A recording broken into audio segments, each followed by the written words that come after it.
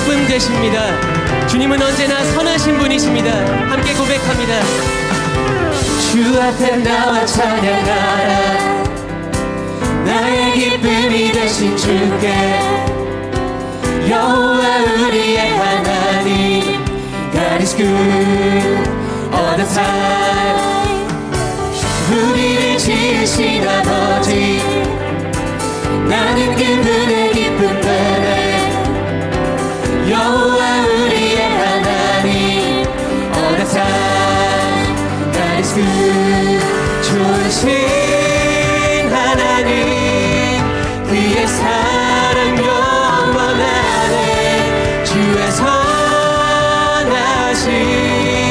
언제나 함께 하시네. 함께 My God is good. 아멘.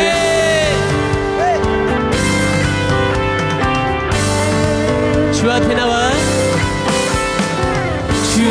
나와 찬양하라. 나의 기쁨이 되신 주께 여호와 우리의 하나님 God is good all the time. 우리를 지으신 아버지 우리 그분의 기쁨 됩니다. 나는 그분의 기쁨 되네. 여호와 우리의 하나님 all the time God is good. 좋으신 하나님 그의 사랑 영원하네. 주의 선하심 언제나 함께 주신 하나님 그의 사랑 영원하네. 주의 선하심 언제나 함께 하시네. My God is good. 아멘.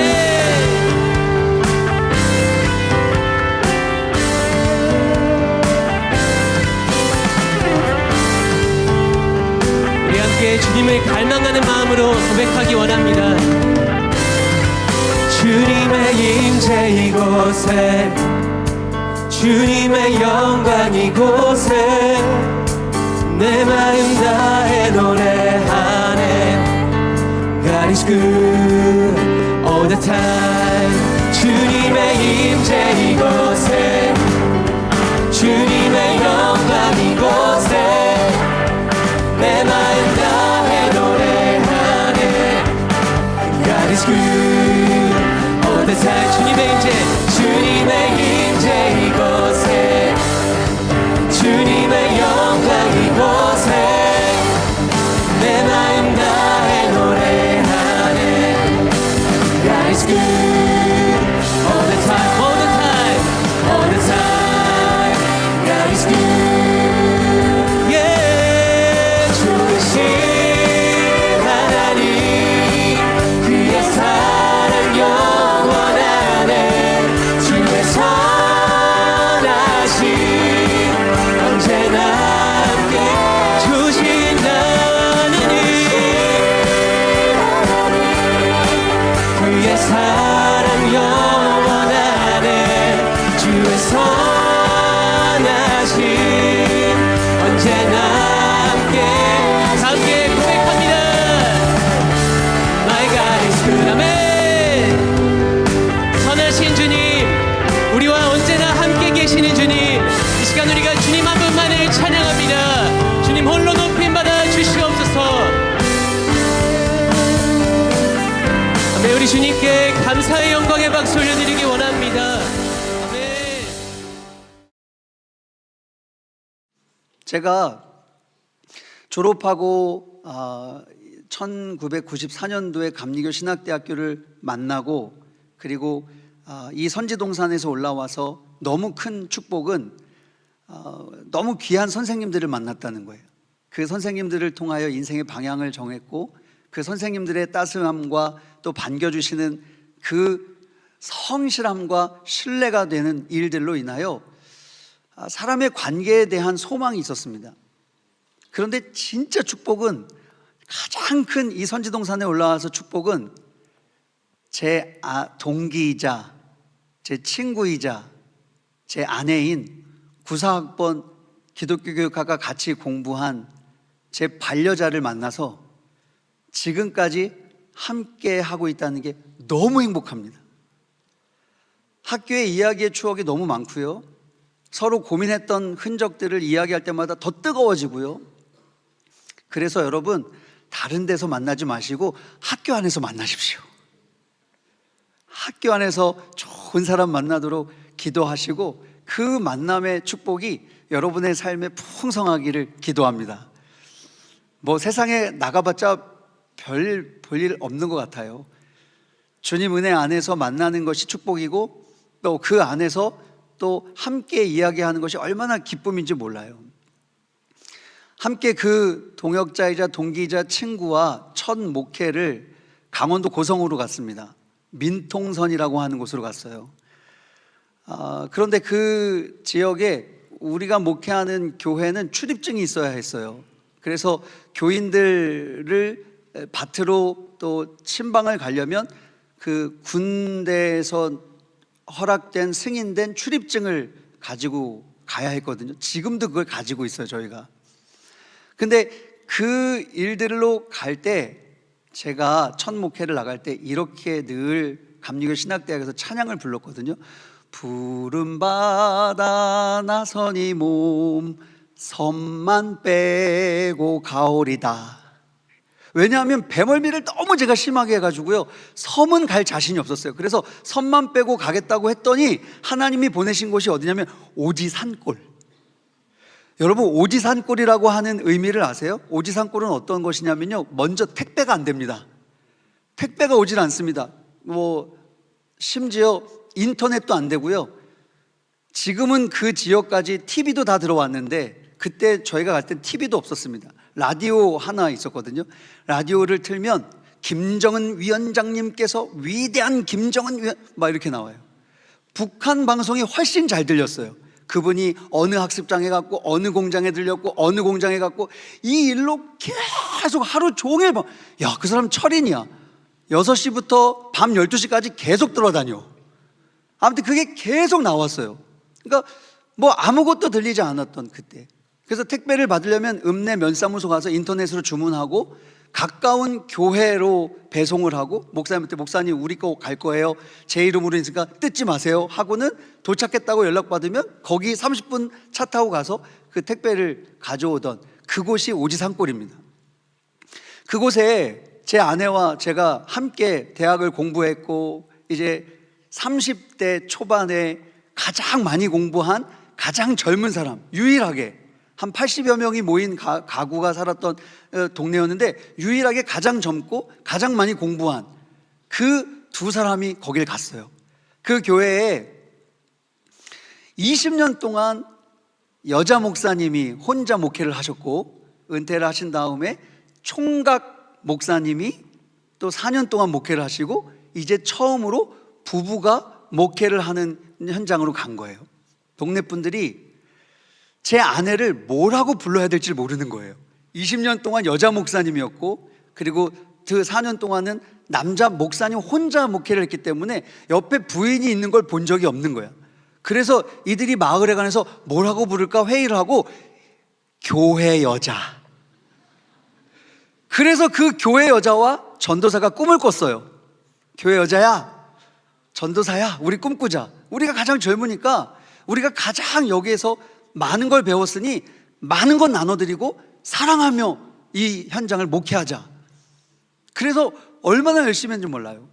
첫째가 이제 태어나서 그 아이를 유모차에 싣고 가면, 유모차에 이렇게 좀 밀고 가면요, 마을에 아이가 한 명도 없었기 때문에 그 아이가 들어가면 무조건 문을 열어줬어요. 교회를 다니든 안 다니든. 아기 왔어요 그러면 무조건 문을 열어줬어요. 그 들어가서 아내가 이런저런 믿든 믿지 않든 마을 분들하고 대화를 하다 보면 내일 빠마하러 가야 되고 그 다음날 무슨 병원 가야 되고 뭐 시장은 언제 가야 되고 막 이런 얘기를 막 들려줘요. 근데 그 마을에 아침 일찍 한 번 버스가 있었고 그리고 저녁 일찍 버스가 있으니까 그걸 타고 들어오지 못하면 오지를 못하시는 거예요. 그리고 그 버스를 타고 나가지 못하면 나가질 못하시는 거예요. 그때 우리 뭐 할까 하다가 깨달았던 게 뭐냐면 봉고차로 제가 운전해 드렸어요. 오늘은 빠마 하시는 분들 아침 10시에 출발합니다. 너무너무 좋아하시고, 오늘은 병원 가시는 분들 거진읍과 또 속초까지 다녀올 겁니다. 먼저 거진에 내려드리고 속초 갔다가 그분 다시 모셔다 드리고 거진에서 기다리시는 분들 다 태워서 집으로 오는 거예요. 하루하루가 우리는 사랑을 부어준다고 생각했어요. 그런데 7년 목회를 하고 그곳을 나올 때 깨달은 한 가지가 있어요. 사랑을 나눠주겠다고 했는데 뒤돌아봤더니 사랑만 받고 왔어요. 눈이 가득 내리면 허리까지 쌓이거든요. 그러면 어딜 갈 데가 없어요. 그런데 전도사 양반 뭐 먹고 있어? 하고 그 눈을 헤치고 오셔서 동치미 하나 놔주시고 가시고, 그리고 교회 여자가 제일 좋아하는 게 뭐였냐면 고기였어요. 고기. 근데 그 민통선은 가끔 멧돼지가 잡혀요. 그런데 어린 멧돼지가 잡히면, 큰 멧돼지는 맛이 없거든요. 근데 어린 멧돼지가 잡히면, 이건 일부러 잡으려고 한 게 아니라 잡힌 거예요. 근데 잡히면 마을회관에서 고기 좋아하는 교회 여자 빨리 부르라고. 그래서 교회 여자가 달려가서 너무 맛있다고 너무 맛있다고, 그 먹는 모습이 선해요.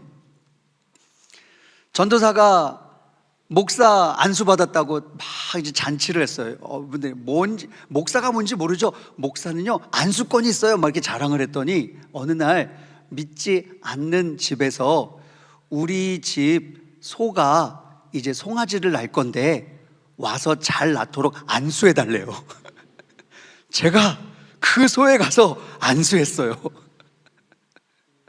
그런데 뒤돌아볼 때는 아니 무슨 뭐 사람도 아니고 뭐 소에게 안수를 해 했는데 뒤돌아보니까요, 아, 이분들이 믿지는 않지만 목사에게 안수권이 있다니까 믿지는 않아도 우리 동네의 목사님으로 인정했던 거예요. 그래서 7년을 뒤돌아보니까 사랑하려고 갔던 그곳에 말로 다 할 수 없는 사랑만 받고 왔더라고요. 여러분, 우리의 삶의 여정 가운데 주님이 누가복음 10장에 이웃 대어주라고 하신 말씀이 있어요. 내가 이웃 대어줘라.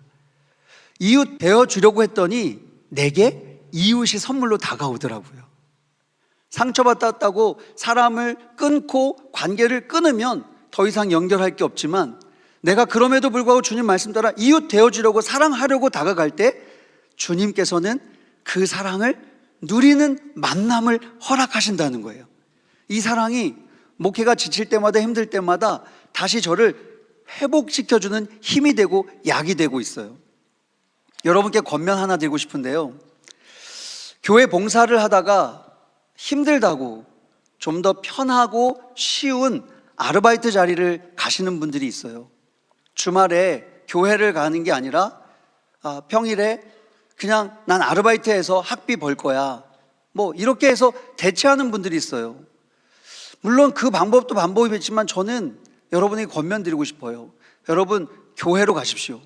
선지 동산 올라오게 하신 것이 주님이 부르신 것이라면 저는 여러분이 현장이 교회가 될 때에 주님께서 여러분이 섬기다가 지치든 여러분이 섬기다가 상처를 받든 반드시 그 현장에서 다시 힘을 주시고 다시 만나게 하시고 그래서 다시 소망을 품게 하실 줄 믿습니다.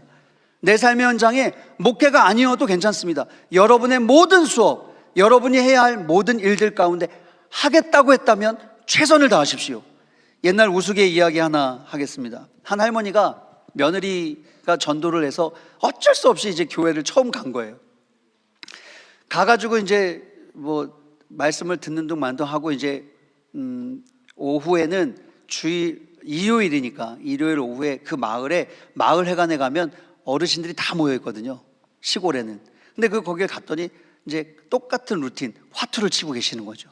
그래서 이제 할머니도 화투에 이제 동참하기 시작했어요. 재밌어? 하고 화투 치며 이야기를 하는데, 그런데 문득 그날 설교에서 들은 신기한 이야기가 생각이 난 거예요. 이렇게 시작을 했대요. 세상에 예수가 죽었디야. 그랬더니 옆에 화투 치던 분들이 왜 죽었디야? 그랬더니 몰라, 못 박혀 죽었디야. 그때 옆에 있는 분이 아이고 세상에, 근데 예수가 누구요? 그랬더니 아이고 몰라, 근데 분명한 것은 우리 며느리가 아버지 하는 거 보니까 사돈인가벼. 그러니까 아니 옆에서 깜짝 놀라가지고, 아니 사돈인데 안 가봐도 돼야? 그랬더니 이분이 하는 말이, 괜찮여, 3일 만에 살아났디야. 여러분 들어보셨을 거예요. 그런데 저는요, 이걸 처음 들었을 때 제 내리를 팍 하고 박혔어요. 마지막 3일 만에 살아났대. 내 평생의 삶의 여정 가운데 제가 물었어요. 나는 평생 누구를 믿고 살지? 살아계신 예수 그리스도. 그 죽음을 이기셔서 지금도 우리와 함께 하시는 살아계신 예수 그리스도. 아무리 위대했어도 죽은 성인이 아니라, 책에서 만나는 위인이 아니라 지금도 살아계셔서 나와 함께 하시는 예수 그리스도. 이분의 여정을 내가 따라갈 수 있다면 내 목회는 살아있다, 내 목회는 행복하다, 내 목회는 감격이 있다. 살아있는 자만 누릴 수 있는 감격이라는 거예요. 그래서 살아계신 예수 그리스도의 말씀을 소홀히 하면 안 됩니다. 말씀이 분명해야 삶의 자리가 두렵지 않습니다. 사도 요한이요, 그 반모섬에 갇혀서 난 이제 끝났구나, 교회들도 그 어려움 가운데 우리 교회가 끝나는가, 도미티아 황제가 이기고 끝나는 건가, 교회는 사라지는 건가, 그 절망 가운데 있을 때 주님께서 그를 부르셔서 그 확실하고 분명한 걸 보여주셔요. 하늘의 예배, 하늘의 승리 예배가 이 땅 가운데 올 것이다. 내가 속히 오리라. 그 사실을 요한계시록을 통해 보았던 사도 요한이 다시 눈을 뜬 곳은요, 그저 축축하고 어둡고 언제 죽을지 모르던 반모섬, 그 감옥 아니었습니다. 그래, 눈을 뜬 현실에서 주님 나 좀 데려가 주세요가 아니었습니다. 아멘, 주님 어서 오시옵소서, 마라나타. 그리고 그가 편지를 써서 교회들에게 회랑합니다. 그리고 회랑하며 그 요한이 보았던 분명한 하늘의 예배를 맛본 교회들이 이 고백으로 그 어마어마한 핍박을 두려움 속에서 이기며 담대히 오늘날까지 서 있는 줄 믿습니다. 그러니 이 성경이 나에게 분명해지면 여러분, 우린 두렵지 않습니다. 성경, 여러분이 정말 머리 좋을 때 최소한 1년에 1독 정독하셔야 돼요. 여러분의 신학을 부르신 여러분의 삶의 현장 가운데 선생님들이 읽으라고 하는 책도 읽어야 중요하지만, 여러분의 삶의 현장으로 돌아가서 성경을 소홀히 하시면 안 된다는 거예요. 말씀 안에 구원의 감격이 살아날 때 목회 현장도 우리에게 있어서 살아나게 될 줄 믿습니다. 골로새서 3장 16절 세 번역입니다. 우리 화면 보고 크게 한번 읽어보겠습니다. 시작. 그리스도의 말씀이 여러분 가운데 풍성히 살아있게 하십시오.